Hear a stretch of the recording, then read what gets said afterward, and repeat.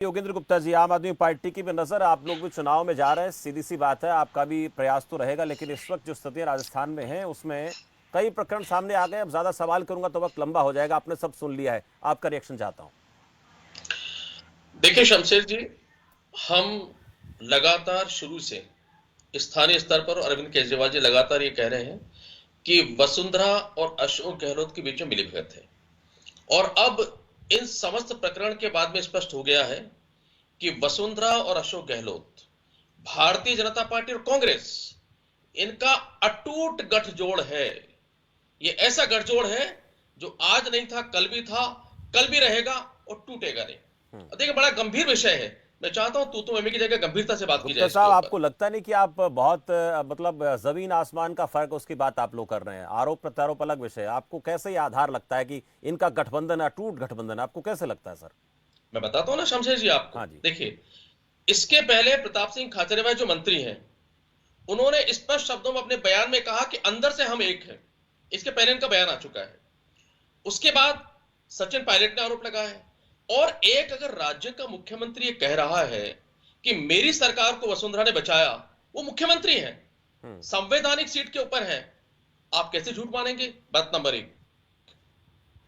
दूसरी बात, ये इसलिए भी प्रूव है कि 2020 में मानेसर कांड के बाद विधानसभा में भारतीय जनता पार्टी जब लो मोशन लेकर आई थी, तो याद रखिए शमशेर जी, उस समय विप जारी होने के बावजूद भारतीय जनता पार्टी के 4 विधायक चलती विधानसभा से गायब हो गए थे, इसलिए कि अगर स्लो मोशन आ जाए, अविश्वास प्रस्ताव आ जाए, तो कम से कम वो पास नहीं हो।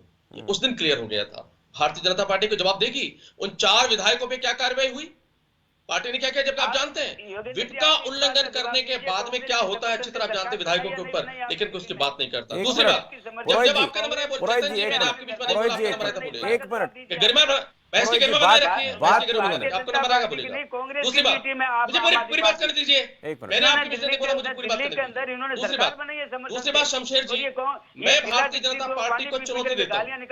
उन्होंने सीधा गृह मंत्री अमित शाह का नाम लेकर बोला है कि अमित शाह ने 50 करोड़ ऐसा बात नहीं बनेगी, इनको बोल लेते हैं, भारतीय आपके जनता पास पार्टी के आऊंगा। प्रवक्ता बता दें कि बात बात पर विपक्षी नेताओं को मानहानि का दावा कर कोर्ट में घसीटने वाली भारतीय जनता पार्टी के अमित शाह क्या अशोक गहलोत पर मानहानि का दावा करेगी? नंबर एक। दूसरी बात, वो ईडी सीबीआई कहां है?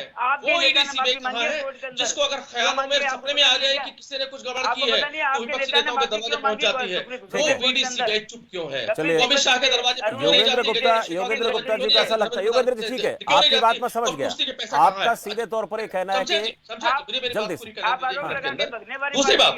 दूसरी बात ये बताइए कि 10-10 करोड़ और 20 करोड़ लेने के जो आरोप लगा रहे हैं, अशोक गहलोत लगा रहे हैं, संवैधानिक सीट के ऊपर है, तो उनसे क्यों नहीं पूछा जाएगा जाकर के सीबीआई के द्वारा कि भाई देने की बात भी कर रहे हैं वो, इनके पास कोई जवाब नहीं है, ध्यान भटका रहे हैं इस तरह के फालतू की बातें। राजपुरोहित जी आपके पास लौटूंगा, राजपुरोहित जी आपके पास आ रहा हूँ, आपसे जानना चाहते हैं। देखिए, ऐसा अच्छा नहीं लगता, ऐसे एक स्वस्थ बहस नहीं हो सकती है, गुमराह नहीं। देखिए, सबको बात रखने का अधिकार है, और बात चली है राजस्थान की सियासत की, तो फिर सबको बराबर बोलने का मौका मुझे लगता मिलना चाहिए। बहुत से आरोप लगाए हैं, इसका आपने जांच करवाई क्या?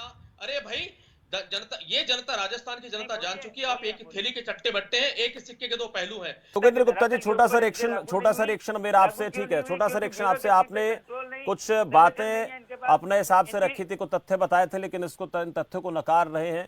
कार्तिकेय सिंह का कहना है कि जो बातें आप कर रहे हैं उनमें तथ्यात्मकता नहीं है। इस पर छोटा सा रिएक्शन आप देना, वक्त मुझे थोड़ा सा ध्यान रखना है, वक्त का मुझे इशारा हो रहा है। योगेंद्र जी। शमशेर जी, ये इसलिए प्रूव है क्योंकि एक बार जब भारतीय जनता पार्टी सत्ता में होती है तो कांग्रेस जमकर भ्रष्टाचार के आरोप लगाती है।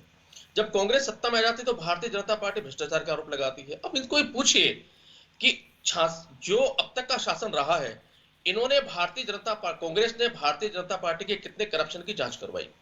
भारतीय जनता पार्टी से पूछिए कि इन्होंने कांग्रेस के नेताओं के कितने करप्शन की जांच करवाई?